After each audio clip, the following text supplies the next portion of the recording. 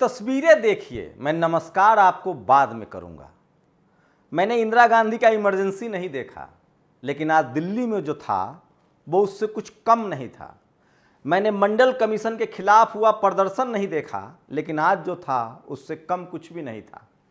देश भर में बुलडोजर चल रहे हैं, हर जगह लोग पूछ रहे हैं कि कोर्ट कचहरी पर ताला क्यों न लगा दिया जाए, लेकिन आज दिल्ली में संसद के 10 किलोमीटर के रेडियस में जो हुआ वो सब कुछ इस देश को जानना चाहिए, इस देश के नागरिकों को जानना चाहिए और समझना चाहिए कि क्या डेमोक्रेसी इसी का नाम है और क्या आप धरना प्रदर्शन नहीं कर सकते हैं और क्या नेता अब तभी घर से निकलेंगे जब उनकी अपनी बारी आएगी। ये पहला वीडियो देखिए, ये कोई हमारे आपके जैसा आम इंसान नहीं है, ये राजस्थान के मुख्यमंत्री हैं अशोक गहलोत, जिनको बैरिकेडिंग करके रोक दिया गया है। ये दूसरा वीडियो देखिए, ये कोई आम इंसान नहीं है, ये छत्तीसगढ़ के मुख्यमंत्री हैं माफ कीजिएगा बघेल साहब, इनको रोक दिया गया। सांसदों की तो पूछिए मत। सोचिए, पंडित जवाहरलाल नेहरू के खानदान की 100% ब्राह्मणी महिला प्रियंका गांधी को तुगलक थाने में बैठा लिया गया। राहुल गांधी कई बार जनेऊ दिखा चुके हैं, वो पैदल कांग्रेस दफ्तर से निकल के ईडी के दफ्तर तक गए। मैं ये सब क्यों कह रहा हूं, इसका अंदाजा लगाइएगा। आज कांग्रेस विपक्ष में है। आप कल्पना कीजिए कि टीवी और अखबार की आपने आज रिपोर्टिंग देखी होगी, सब मिट्टी पलीद कर रहे थे कांग्रेस की, कह रहे थे कि ईडी ने सम्मन भेजा है तो इसको राजनीतिक रूप देने की क्या जरूरत है। कांग्रेस ने तय किया था कि वो इसको राजनीतिक रंग देंगे और दिया भी। देश भर में ईडी के सामने जबरदस्त प्रदर्शन हुआ, लेकिन कांग्रेस में सबसे ज्यादा वफादार निकले शेड्यूल कास्ट के नेता।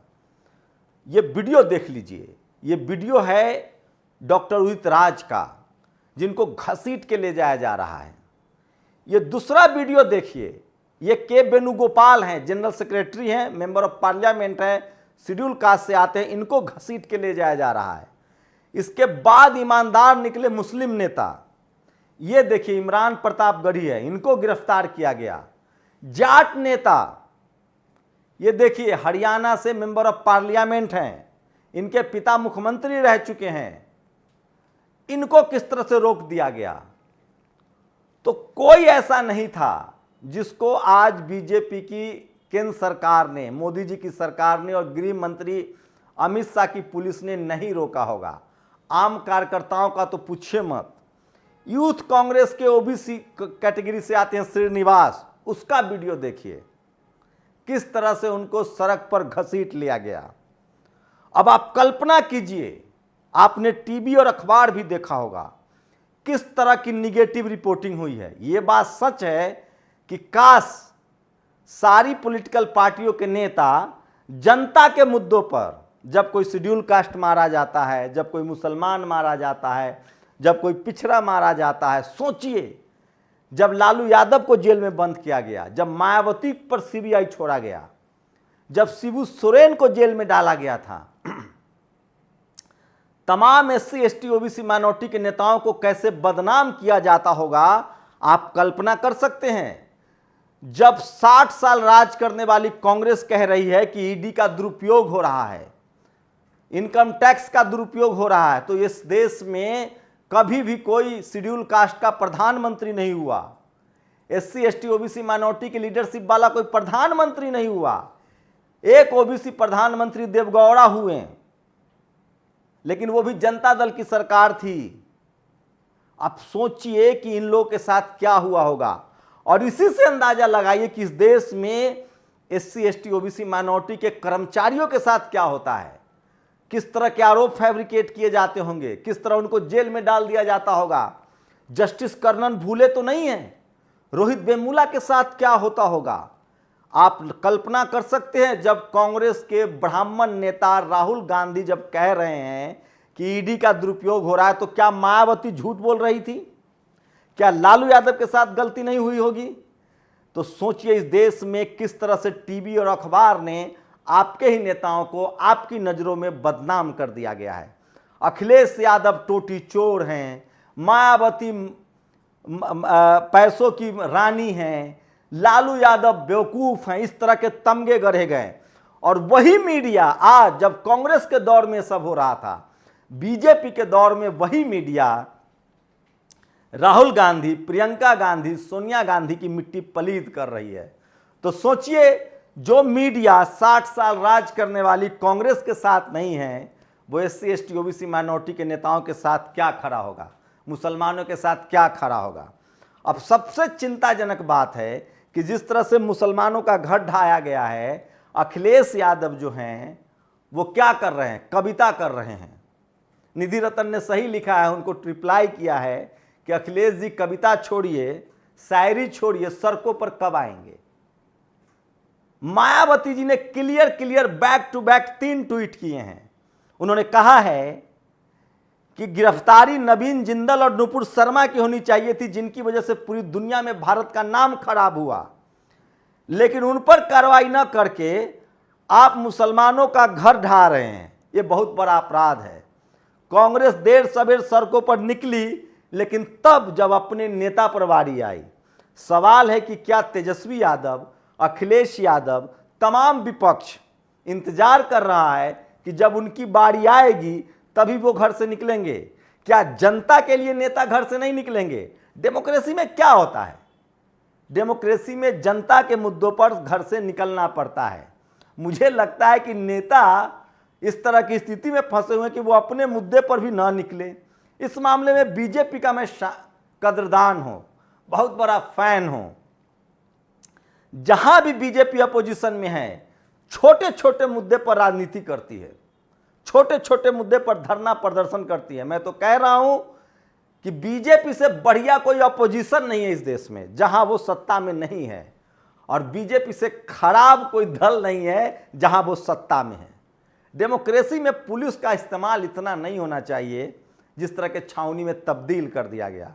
मुख्यमंत्री सड़क पर बाट जोह रहे थे, सांसदों की क्या औकात है सोचिए। लेकिन मेरा सवाल वही है कि जो कांग्रेस अब तक बहुजन नेताओं को बदनाम करती थी, उस कांग्रेस के साथ भी वही हो रहा है।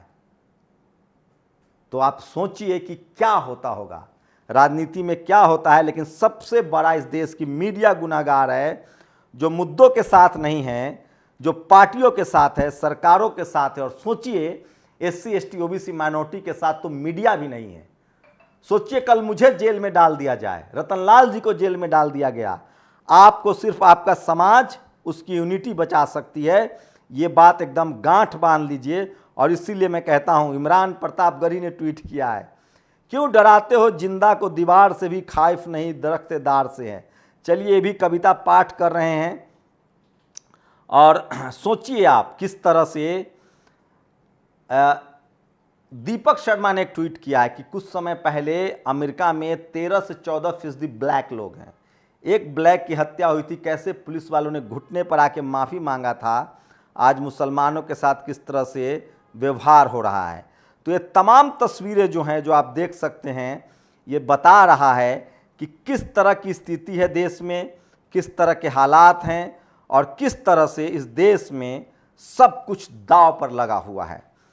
कुछ और भी खबरें हैं जो मैं चाहता हूं कि बताऊं। पान पराग, पान गुटखा मसाला पर रोक लगा दिया गया है, कोई गुटखा मसाला नहीं बेच पाएगा। और आज की सबसे बड़ी वही खबर है, किस तरह से लगातार पूरे देश को छावनी में तब्दील कर दिया गया। और इसमें सबसे ज़्यादा मुसीबत में दिखें बहुजन समाज के नेता। तो आज का दिन पूरा कांग्रेस के नाम रहा, लेकिन एक बार फिर से मीडिया जो है वो लगातार कांग्रेस के खिलाफ सड़कों पर रही। और मीडिया ने साबित कर दिया, मीडिया के दम पर ये सरकार चल रही, इवेंट मैनेजमेंट की सरकार है। मीडिया ने साबित कर दिया कि भैया राहुल की जो पूरी जो ये प्रदर्शन है वो बेतुका है, वो अपराधी हैं, वो चोर हैं, वो इनकम टैक्स चोर हैं, वो मनी लॉन्ड्रिंग के आरोपी हैं, दोषी हैं, जबकि अभी ऊपर आरोप लगा है। सोचिए, SC ST OBC माइनॉरिटी के नेताओं का क्या हाल होता होगा, SC ST OBC का क्या हाल होता होगा। राजेंद्र प्रसाद सिंह कहते हैं कि SC ST OBC माइनॉरिटी के लोग नौकरी कर लेंगे लेकिन सम्मान से नौकरी नहीं पूरा कर पाएंगे। इस देश के जेलों में SC ST OBC माइनॉरिटी के 90% लोग भरे हैं। इस देश के सरकारी कर्मचारी, अधिकारी, IAS भी SC ST OBC के लोग फंसते हैं। इस देश में SC ST OBC माइनॉरिटी का क्या हाल हो सकता है जब ब्राह्मण राहुल गांधी का, सोनिया गांधी जी का और प्रियंका गांधी का ये हाल हो सकता है। सोचिए, बारातियों की दबंगों ने की पिटाई, दूल्हा के भाई समेत 12 जख्मी। ये गया की खबर है। इन जातिवादी गुंडों को जेल में डाला जाना चाहिए। OBC को समझना चाहिए कि आप क्राइम करके बच नहीं सकते हैं। और सोचिए, ये दिवालियापन है जो जूता साफ करके विरोध प्रदर्शन करते हैं। अगली बार से विरोध प्रदर्शन करना हो तो भिक्षाटन करो, भीख मांगो, किसी कम्युनिटी के वर्ग को नीचा मत दिखाओ। और सोचिए, अफरीन और उनके पिता के घर से मिले एक पोस्टर को देशद्रोही कहा जा रहा है। उस पोस्टर को लोग शेयर कर रहे हैं। लिखा है, when injustice becomes law, rebellion becomes duty. और अडानी के पोर्ट पर हजारों किलो हेरोइन मिली, इस पर मीडिया चुप था। शाहरुख खान के बेटे को जेल में गिरफ्तार करवा दिया। अविनाश दास ने लिखा, हिटलर ने यहूदी बस्तियों में एक रात में सैकड़ों घर तोड़े थे। उस रात को क्रिस्टनिक्ट के नाम से याद किया जाता है। और ये बोर्ड देखिए, जितेंद्र मीना ने कहा है, शांति निकेतन कहा है, एक भी गैर सवर्ण यहाँ HOD नहीं हुआ, उसके बाद भी भारत विश्वगुरु नहीं बना। दिलीप मंडल लिखते हैं, आफरीन का घर तोड़ा जाना कोई बड़ी बात नहीं है। जब बाबरी पर फैसला आया था तो जजों ने किस तरह से जश्न मनाया था। और सोचिए, जिस देश में रिजर्वेशन है, साउथ अफ्रीका के क्रिकेट टीम में उसने भारत को हरा दिया है। 2 test lost, ODI 3 lost, T20 2 lost, 3 और बचे हुए हैं। और इमरान गढ़ी के राज्यसभा जाने के बाद अब मुशायरे का काम अखिलेश यादव ने संभाला है। योगेंद्र यादव ने भी ट्वीट किया है, मुसलमानों के पक्ष में हिरासत में कांग्रेस नेता। ये वीडियो देख सकते हैं। और यूपी पुलिस में ACP वाराणसी बुलडोजर, ये वीडियो वायरल हो रहा है जो योगी जी के चरणों में है। कुछ पत्रकार की तस्वीरें वायरल हो रही है, लेकिन लोग कह रहे हैं कि वो महंत भी हैं तो उनसे आशीर्वाद लेना जरूरी है। और उदित राज जी का वीडियो सबसे ज़्यादा वायरल है, सड़कों पर घसीटा गया। वेणुगोपाल जी का ये वीडियो वायरल है, जिनको सड़कों पर घसीटा गया। उसके बाद इमेजिन BJP चीफ मिनिस्टर, सोचिए, ये देखिए, मुख्यमंत्री, कांग्रेस पार्टी के सांसद हुड्डा को रोका गया, उनके मुख्यमंत्री राजस्थान के गहलोत को रोका गया। और ये तमाम बड़ी खबरें हैं। तो सोचिए कि मैं आपको वो खबरें बता रहा हूँ, श्रीनिवास को रोका गया, तो ये आज की बड़ी खबरें थी। लेकिन सबसे जो मज़ेदार थी वो ज़रूर देखिएगा, मैं आगे भी दिखाऊंगा किस तरह से कुछ प्रतिक्रियाएं आई हैं। एक सुप्रीम हाई कोर्ट के पूर्व जज ने कहा है कि जो घर तोड़ा जा रहा है वो बिल्कुल गैर कानूनी है, ये आप समझिए। और कांग्रेस के सारे सांसदों को देखिए, मयूर विहार थाने में पकड़ दिया गया था। इलाहाबाद हाई कोर्ट के पूर्व मुख्य न्यायाधीश ने कहा, प्रयागराज में मोहम्मद जावेद का घर गिराना पूरी तरह से गैर कानूनी है, ये जस्टिस गोविंद माथुर ने कहा है। चलिए, 5 गांव की महिलाओं ने पंचायत लगा लिया निर्णय, शराब बांटने वाले को नहीं देंगे वोट। ये देवास की खबर है, अच्छी खबर है। और मोदी के प्रधानमंत्री 8 साल के सेवा की उपलब्धियां बता रहे हैं, उनके नेता कुर्सियां खाली है, स्क्रीनशॉट देख लीजिए। और ये तमाम तस्वीरें मैं दिखा रहा हूं जो सोशल मीडिया पर आज वायरल है। और सबसे शानदार, आज टीवी अखबार पूरी तरह से सरकार के साथ बना था। एक सर्कस जब तक बंद नहीं होगा तब तक दंगे बंद नहीं हो सकते हैं।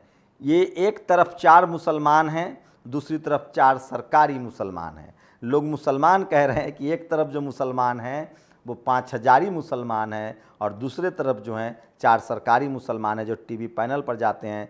सब लोग कह रहे हैं कि जब तक टेलीविज़न अखबार SC ST OBC माइनॉरिटी के लोग देखना नहीं बंद करेंगे, अपने सोशल मीडिया का नहीं इस्तेमाल करेंगे, तब तक उनका भला नहीं हो सकता है। और आज मुद्रा राक्षस, आज उनका जन्म स्मृति दिवस है। अपने समूचे लेखन में सामाजिक अन्याय के विरोध, तीखे विरोध के प्रतीक बन चुके चर्चित नाटककार, धर्म ग्रंथों का साहसिक पुनर्पाठ से विशेष चर्चा में आए आदरणीय मुद्रा राक्षस जी को उनके 26वें स्मरण दिवस पर नमन।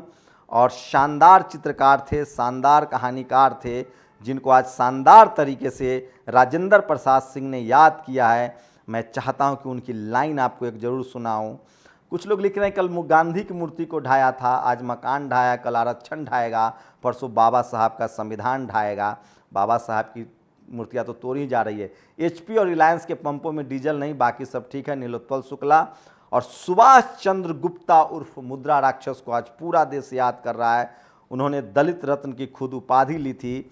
उनको लिखते हैं राजेंद्र प्रसाद सिंह, उनको कैसे याद करते हैं। मुद्रा राक्षस ने तो खुद ही राक्षस लिख लिए थे और वे शूद्राचार्य तथा दलित रत्न का सम्मान लेकर बहुत खुश थे। यह बूता सिर्फ मुद्रा राक्षस में था। मुद्रा राक्षस ने एक इंटरव्यू में कहा कि मेरे पिताजी डूबकर मर रहे थे, मैं डूबकर नहीं डुबाकर मरूंगा, डुबाकर मारूंगा। बड़े जीवट और जोखिम के साहित्यकार थे मुद्रा राक्षस, बहुत ही जीनियस थे।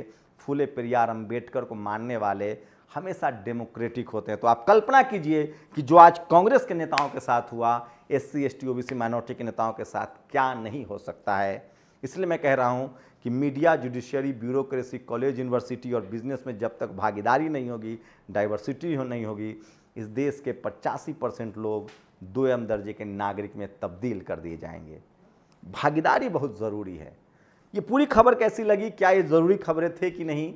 टीवी अखबार ने क्या SC ST OBC में, जब कांग्रेस के इतना खिलाफ है टीवी अखबार, तो सोचिए SC ST OBC minority, Mayawati, Akhilesh, Lalu Yadav के खिलाफ, स्टालिन के खिलाफ, इन तमाम नेताओं के खिलाफ, शिबू सोरेन, हेमंत सोरेन के खिलाफ, मुस्लिम नेताओं के खिलाफ मीडिया कितना काम करता होगा।